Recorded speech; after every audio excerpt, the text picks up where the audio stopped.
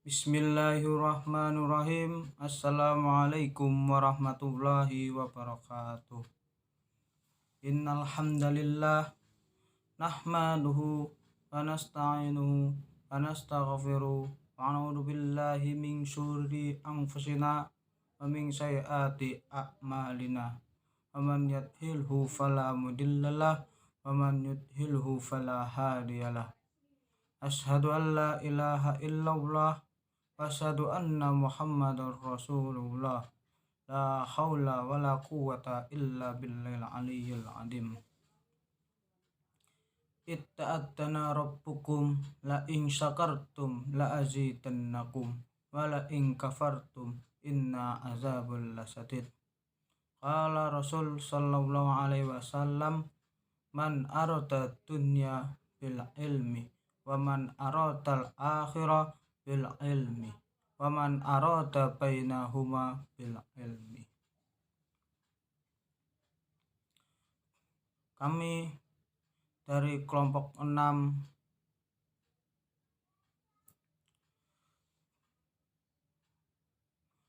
ilmu pendidikan Islam yang bertemakan dasar dan jenis pendidikan agama Islam, landasan pendidikan Islam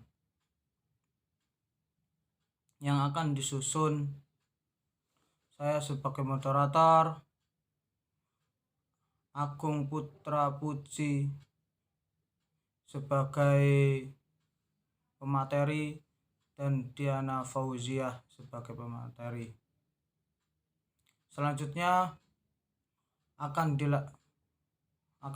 diteruskan oleh Diana Fauzi sebagai pemateri. A. Dasar pendidikan Islam. Yang dimaksud dengan dasar pendidikan adalah pandangan yang mendasari seluruh aktivitas pendidikan. Karena dasar menyangkut masalah ideal dan fundamental, maka diperlukan landasan pandangan hidup yang kokoh dan komprehensif serta tidak mudah berubah.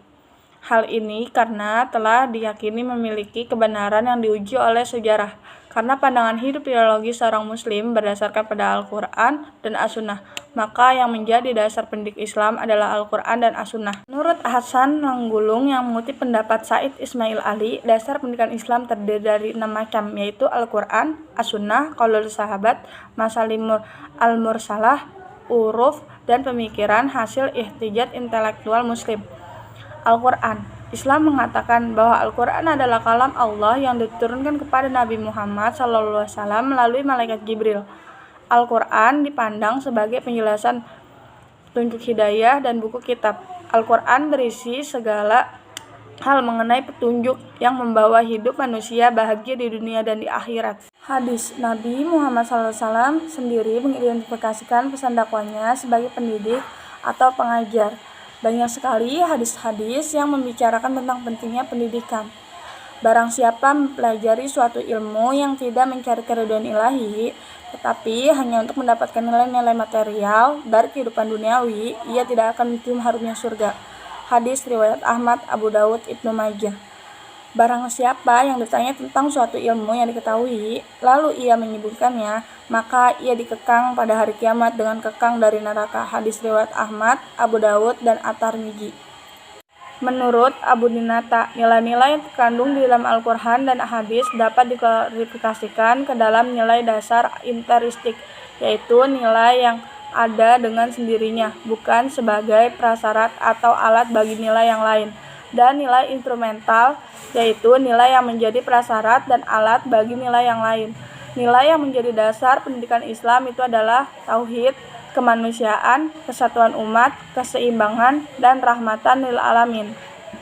Jenis-jenis metode pendidikan Islam. Dalam penggunaan metode pendidikan Islam yang perlu dipahami adalah bagaimana seorang pendidik dapat memahami hakikat dan relevansinya dengan tujuan utama pendidikan Islam, yaitu terbentuknya pribadi yang beriman yang senantiasa mengabdi kepada Allah SWT. Di samping itu, pendidik pun perlu memahami metode-metode instruksional yang aktual yang ditunjukkan dalam Al-Quran atau yang diedukasikan dari Al-Quran, serta dapat memberi motivasi dan disiplin, atau istilah Al-Quran disebut dengan pemberian anugerah, sawab, dan hukum iqab. Berikut ini adalah beberapa jenis dalam pendidikan Islam yang relevan dan efektif untuk diterapkan dalam pengajaran agama Islam. 1. Metode diakronis disebut juga metode sosio-historis, yakni suatu metode pemahaman terhadap suatu kepercayaan, sejarah atau kejadian dengan melihatnya sebagai suatu kenyataan yang mempunyai kesatuan yang mutlak dengan waktu, tempat, kebudayaan, golongan, dan lingkungan tempat kepercayaan, sejarah, dan kejadian itu muncul. Materi selanjutnya akan dibawakan oleh Kak Agung. Kepada Kak Agung dipersilakan.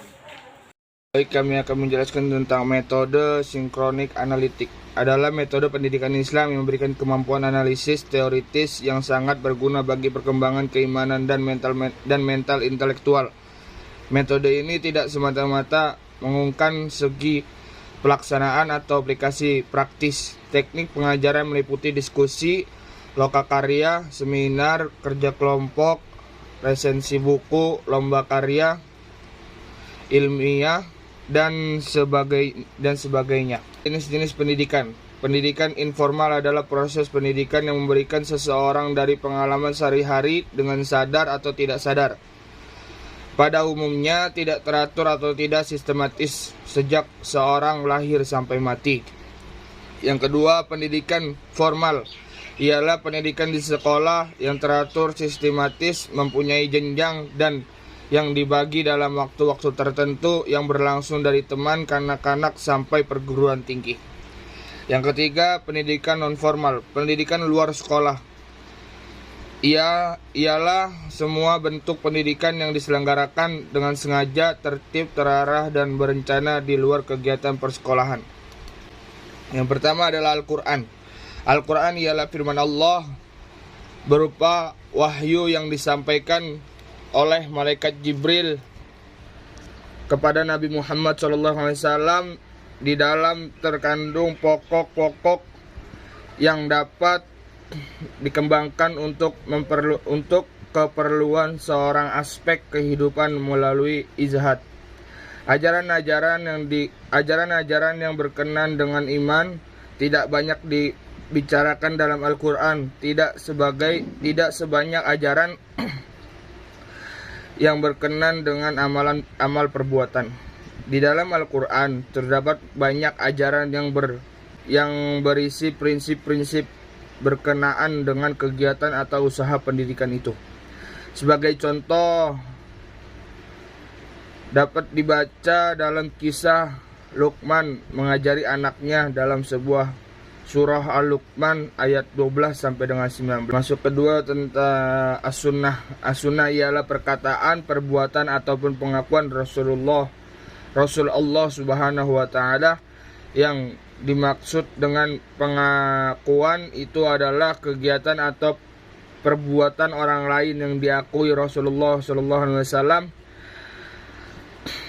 dan beliau memberikan saja kejadian atau perbuatan itu berjalan. Sunnah merupakan sumber ajaran kedua dalam Al-Quran. Seperti Al-Quran, sunnah juga berisi akidah dan syariah. Oleh karena itu, sunnah merupakan landasan kedua bagi cara pembina pribadi manusia muslim. Ijtihad adalah istilah para fuqaha berfikir dengan menggunakan keseluruh ilmu yang dimiliki oleh ilmuwan syariat Islam untuk menempatkan atau menentukan suatu hukum syariat Islam dalam hal-hal yang terjadi belum ditegaskan hukum oleh Al-Quran dan Sunnah.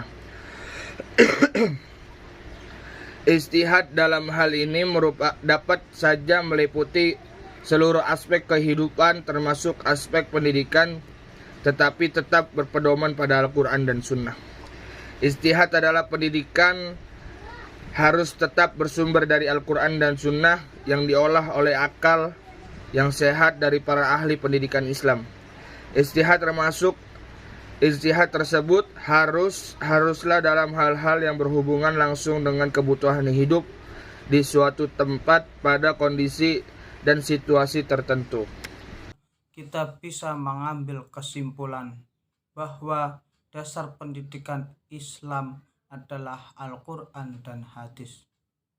Kebudayaan merupakan sumber ajaran Islam dan menjadi pedoman hidup bagi seorang muslim. Para pemikir pendidik Islam berbeda ketika ada rumusan tujuan pendidikan Islam. Ada yang merupakan acara umum untuk ada meneruskan lebih rinci. Meskipun rumus tujuan pendidikan Islam berbeda, tetapi pada dasarnya pendidikan Islam dengan demikian mereka telah mempersiapkan dirinya untuk mencapai kebahagiaan dunia dan akhirat. Terima kasih dari kelompok 6